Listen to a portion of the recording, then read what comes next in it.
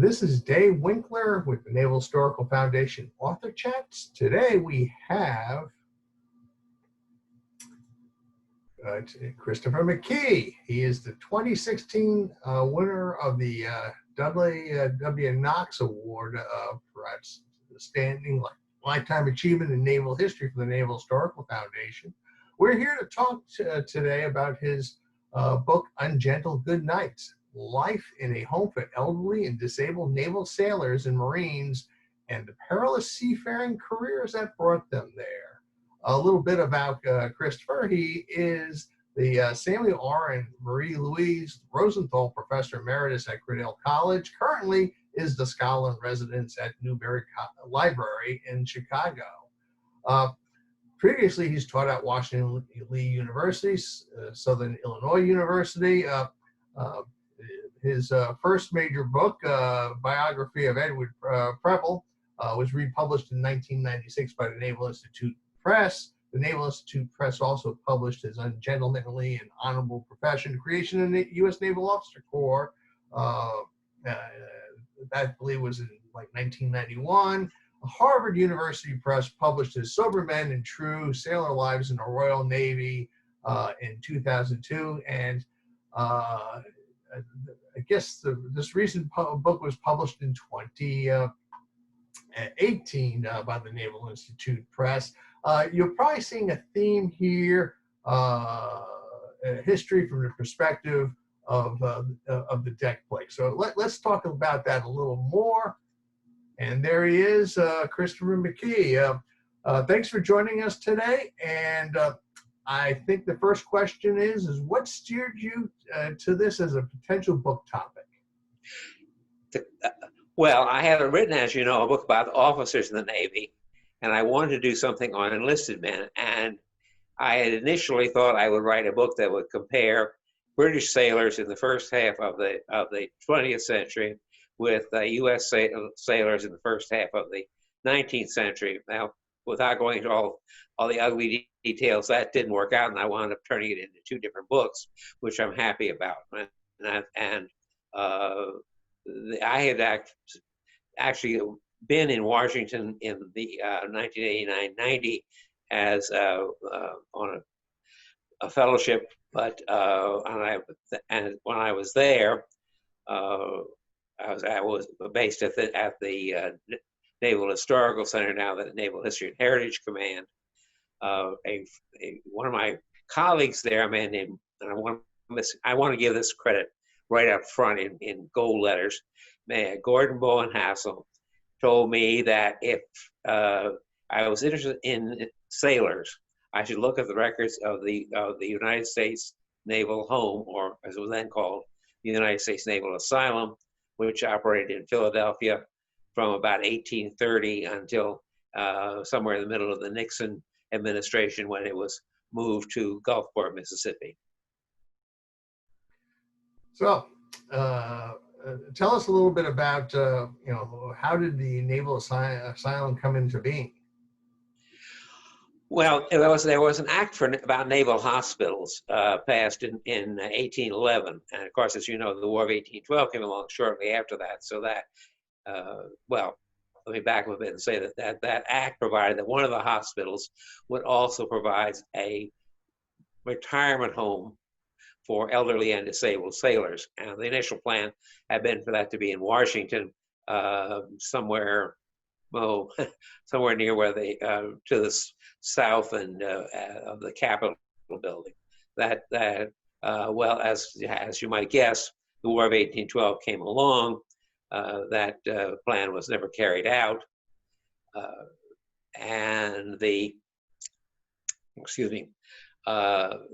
plan was never carried out. And in fact, the funds, not for the first time in the history of government, the funds that were supposed to be used for this, I should let me back up and say that every officer and sailor in the Navy and in the Marine Corps had 20 cents a month deducted from his pay, which went into something called the Naval Hospital Fund, and that's what it was to fund the the retirement home, among other things. All supposed to fund all naval hospitals. Well, to no one's, it will come to no one's surprise that when during the War of 1812, those funds got used for another purpose, namely keeping the war going. And then they had to go back to Congress in the 1820s, and there was some back and forth. The Navy said the Congress owed them that much money that they'd stolen for other purposes, and the Congress said there was a lesser amount. But anyway, that led into the about in the late 1820s, they decided to use some of that money to build a retirement home for sailors and Marines, which they called the United States Naval Asylum. Now, this, as the sailors were quick to point out, and the Marines are quick to point out, this was paid for by money they had contributed. So it was their place, and they did not hesitate to remind government of that. That it was. And of course, the term asylum meant something different at that time. About a shelter. Now it had nothing to do with insanity. In fact, insane sailors were treated at the Norfolk Naval Hospital, which had facilities for them, but they were not treated. They were in no way treated at the Naval Asylum in Philadelphia. And in fact, in the 1870s, the name was changed to the United States Naval Home, to get away from the asylum name, obviously. Okay. Well, the thing is, how much of knowledge are we learning about the lives of the enlisted sailor because of these records that you've uncovered? I guess there was like some 500 former sailors during this time frame you're looking at. How extensive are these records? And giving us some insights about the Blue Jackets of the day. Well, everybody had to apply, and the basis of a lot of their stories as the applications, and then some, of course, some people would also send in supporting letters from former commanding officers and so forth. But basically, to get in, you had to tell the story of your life and how and your naval service, and that was the basis of your admission. You didn't have to tell anything about what you'd done before you were in the Navy or the Marine Corps. And I want to emphasize that this was an institution for sailors and for Marines. And on the basis of that, you had to have served 20 years. Now that varied a little bit from time to time, but basically it was you had to have 20 years of service. You said when you turned in a biographical statement saying you had served in such and such a ship at such and such a time.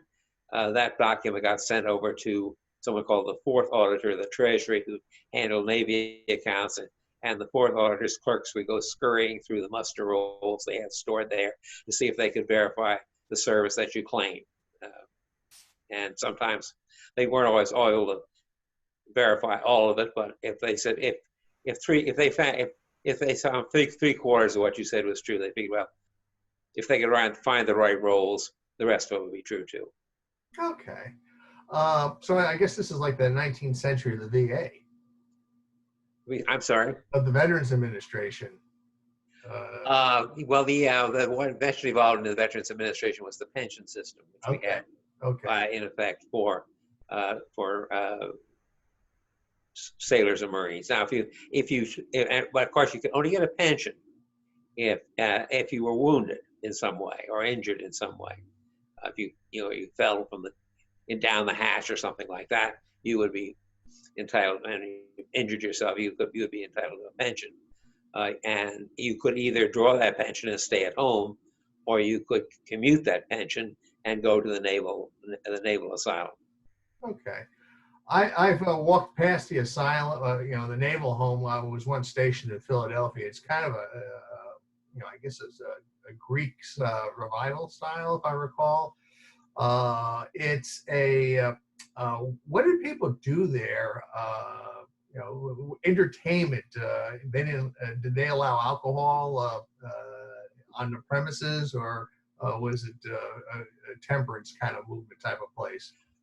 Alcohol was not allowed on the premises. You had to go off to get it. And of course, that is the big story. Let me say also that you could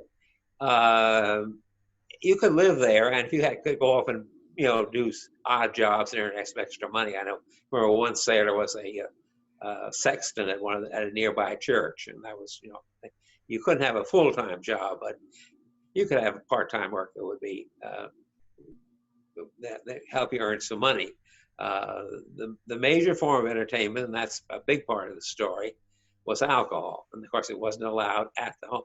It was forbidden in the Naval Asylum, so it meant that there was a lot of drinking off-site, and a certain amount of smuggling alcohol onto the grounds.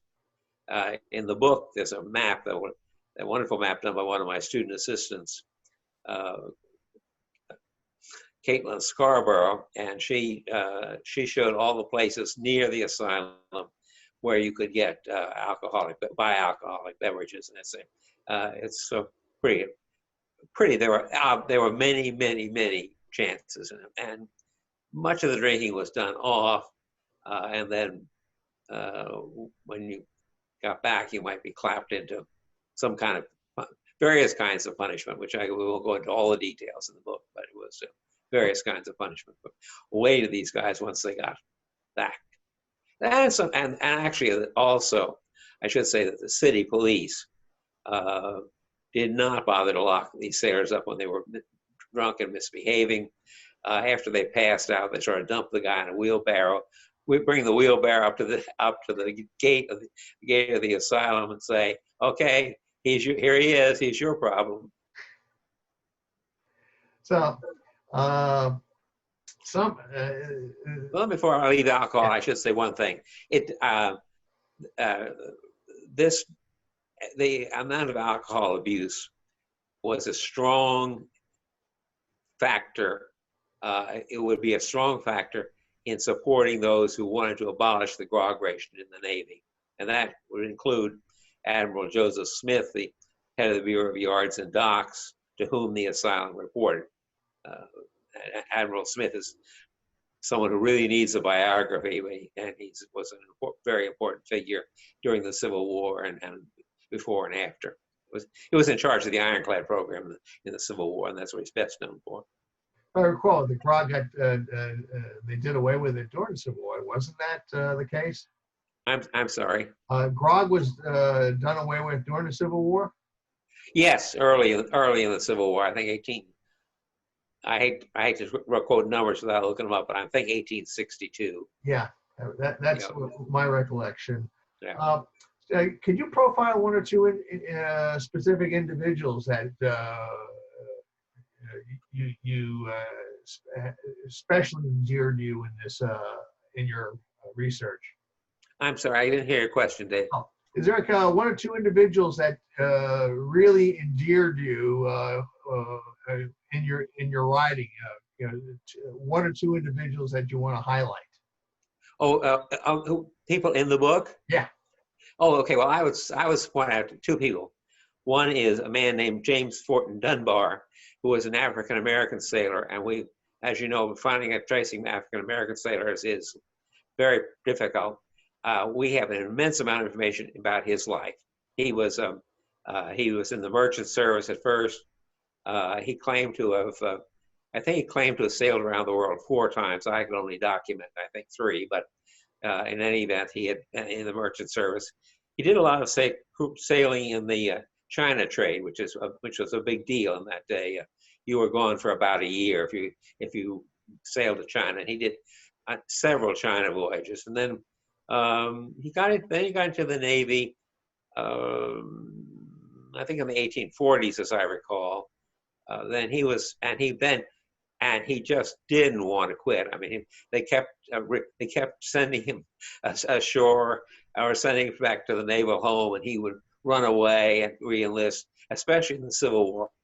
You just were not going to keep this guy out of the Civil War. That's all. Even though he was older, quite a bit older at the time, and he was actually wounded in the attack on Fort Fisher at the end of the war. Okay. The other person I find very fascinating was a downwardly mobile former midshipman who was insane, and he became progressively insane as his life went on. He was accused of murdering his father on the first trial, after he served, I should say, as a midshipman in the Navy during the Quasi-War with France. Then he went off. He claimed he was, he was impressed into a British ship. Claimed he'd served there several years. He was a big liar. He just a few months before he was released. And he also said he was always he never served at a rank lower than the master's mate, and that's also another big lie, because he was the British rolls show that he was that his rank was an ordinary seaman. And anyway, then let's see. After he finally came back from that brief imprisonment, he was accused. His father was found murdered, and he was accused of murdering his father.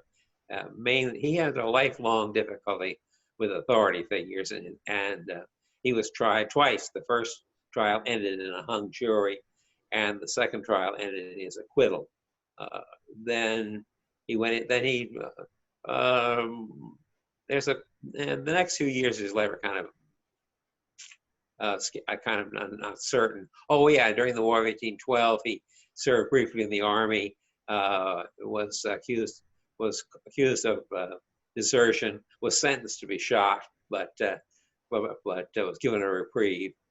Then probably in the 1830s, the 40s, he served in merchant ships, or he served in, or he may have made some naval cruises that I have not been able to trace.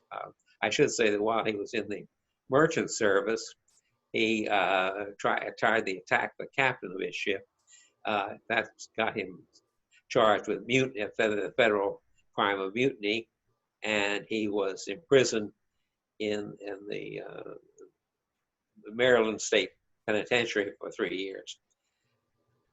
As he got older, they didn't know what to do with this guy, because he was deteriorating. He was a former naval officer. They sent him to the Naval Home a couple of times. The first time he was kicked out because he tried to poison the governor's daughters and that didn't. And then at that point he was sent to the Naval Hospital in Norfolk, and after one escape attempt, I guess he escaped. His second escape from their attempt there was successful, and then he was next turns up down in New Orleans. They come down the river, and they put him in the insane asylum in New Orleans for a while, and then he gets sent back to Philadelphia, where they put him in the Blockley, which is the poorhouse.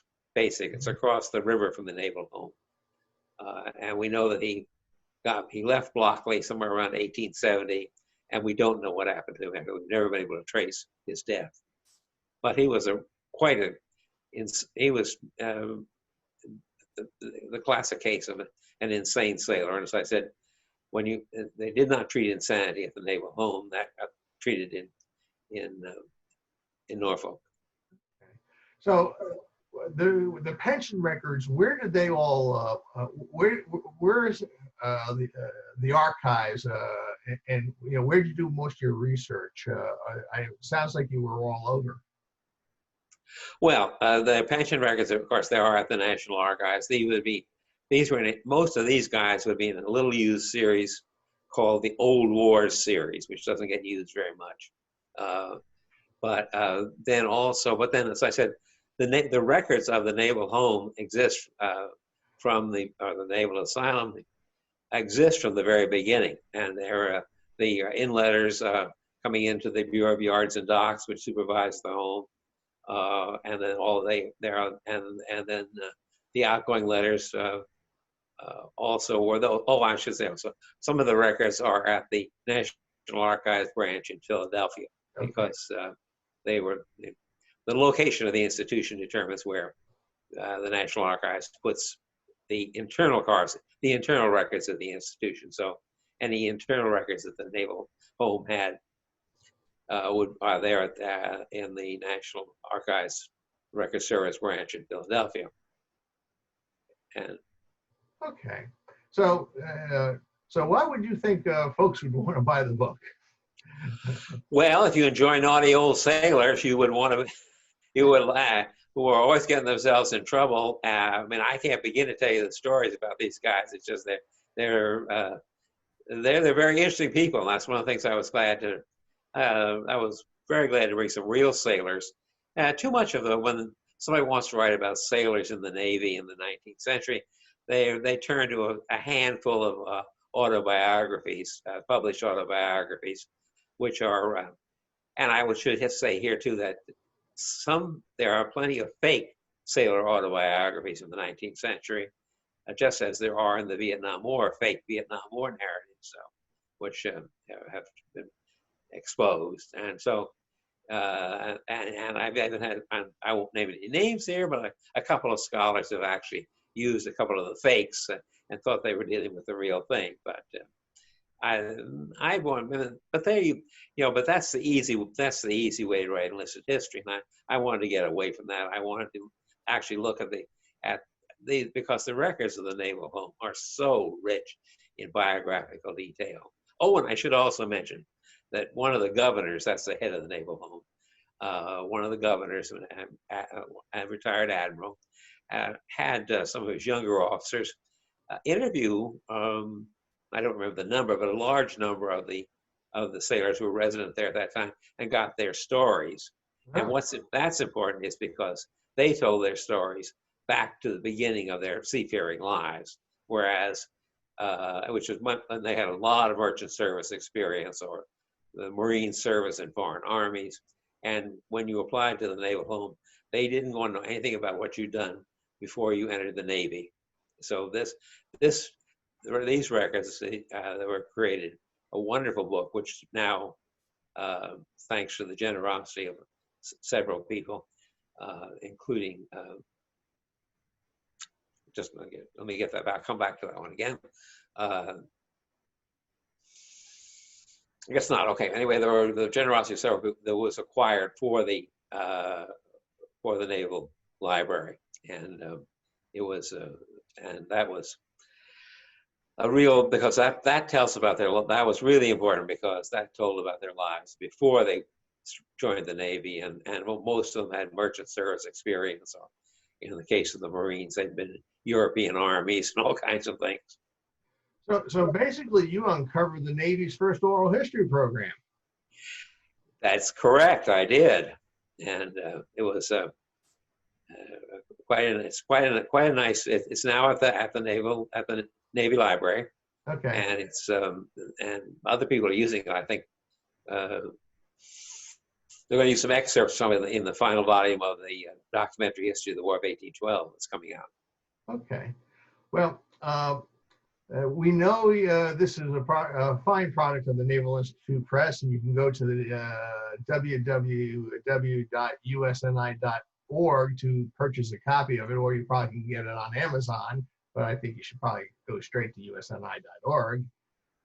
The price is very attractive, especially if you're a member of the Naval Institute. It's $24 or something like that.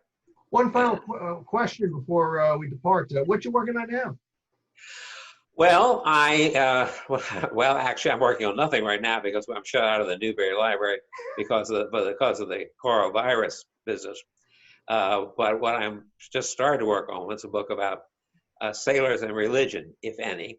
It had a wonderful title, which I borrowed from a Navy chaplain. It says, the title is, "Are You Prepared to Face the Dread Tribunal? Death, Sin, and Religious Life on the Lower Deck." And I hope to get working on that one of these days if I ever get all my material. I got caught off base without getting a haircut when the Newberry closed, shut down with all my materials in it because of the virus, and so I've been kind of sitting twiddling my thumbs, waiting to get back and get to work on that book. Okay. Well, we look forward to that, and congratulations on. I think I failed to mention that that your book won the John Lyman Prize for Best Book in Naval History for 2018. So congratulations on that. And thank you. I was very pleased with that award. It was a kind of a nail biting exercise right down to the last moment to find out who was going to come out on top of that one. Okay. Well, thank you for spending some time with us, and we look forward to your future work. Good. Anything else you'd like to know?